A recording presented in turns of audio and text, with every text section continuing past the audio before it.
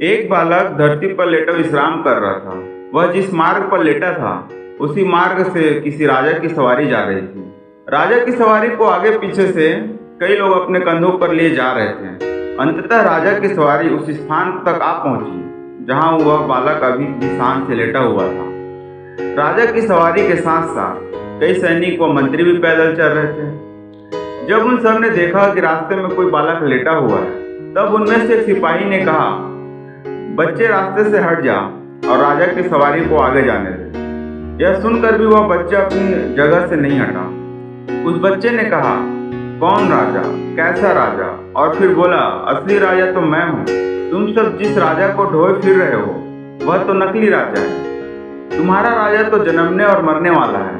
तुम्हारा राजा तो भय और आशंका में जीता है। इसके पास आज बादशाही है और कल नहीं रहेगी, पर मेरी बादशाही तो सदा मेरे पास रहेगी। मेरी बादशाही अजर अमर अविनाशी है, पर तेरे राजा की बादशाही विनाशी है। मैं तो अजन्मा और अविनाशी सदा मुक्त आत्मा हूँ, इसलिए असली राजा तो मैं हूँ। राजा की सवारी के साथ चल रहे वजीर, मंत्री, सैनिक सब उस बालक की बातें सुनकर हैरान और अचंभित थे। वजीर ने सोचा, यह लड़का कोई साधारण बालक नहीं हो सकता। निश्चित यह कोई सिद्ध ब्रह्मज्ञानी साधु है, क्योंकि ऐसी बातें कोई साधारण बालक तो बोल ही नहीं सकता। यह निश्चित ही कोई असाधारण व अद्भुत बालक है। उस वजीर ने सारी बातें राजा को बताई। वजीर की बातें सुनकर राजा स्वयं अपनी पालकी से उतरकर उस बालक के पास आया। उसने उस बच्चे से कहा, बेटा, तुम स्वयं को राजा क्यों और कैसे समझते हो? तुम्हारे पास न धन दौलत है, न कोई साम्राज्य है, न नौकर चाकर, न कोई महल, फिर तुम राजा कैसे हुए? राजा की बातें सुनकर उस बालक ने कहा, राजन, जो कुछ तुम्हारे पास है वो तुम्हारा नहीं, वह कल किसी और का होगा।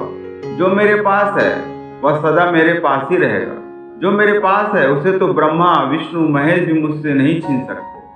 राजा ने सोचा कि यह लड़का तो बहुत ही ज्ञानवान है, इसे अपना पुत्र बना लेना चाहिए। यह सोचकर राजा ने कहा, क्या तुम मेरे पुत्र बनना चाहोगे? तब लड़के ने कहा, राजन, तुम मुझे कौन सा सुख दे सकोगे? तब राजा ने कहा, बेटा, मैं जो खाऊंगा वही तुम्हें खिलाऊंगा, मैं जो पहनूंगा वही तुम्हें पहनाऊंगा। मैं सुंदर सेजों पर सोता हूँ, तुम्हें भी मैं सुंदर सेजों पर सुलाऊंगा, और जो भी सुख मुझे प्राप्त है वे सब तुम्हें दूंगा। तुम्हें अपना उत्तराधिकारी भी बनाऊंगा, और फिर तुम मेरे पूरे राज्य के साम्राज्य का मालिक कहलाओगे।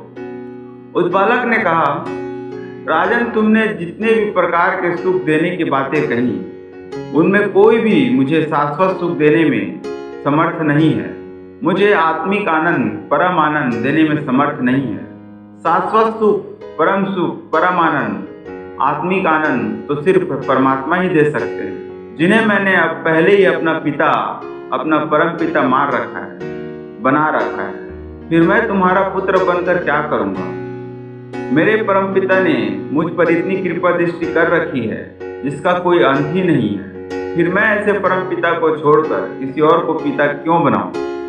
यह सुनकर उस राजा ने कहा, बेटा, क्या तुम मुझे उस परम पिता का दर्शन करा सकते हो? तब उस बालक ने कहा, मेरा मालिक, मेरा परम पिता हर पल मेरे साथ रहता है।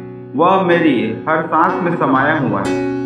मेरे कानों से वही सुन रहा है, मेरी नाक से वही सूंघ रहा है, मेरी वाणी से वही बोल रहा है, मेरे नेत्रों से वही देख रहा है।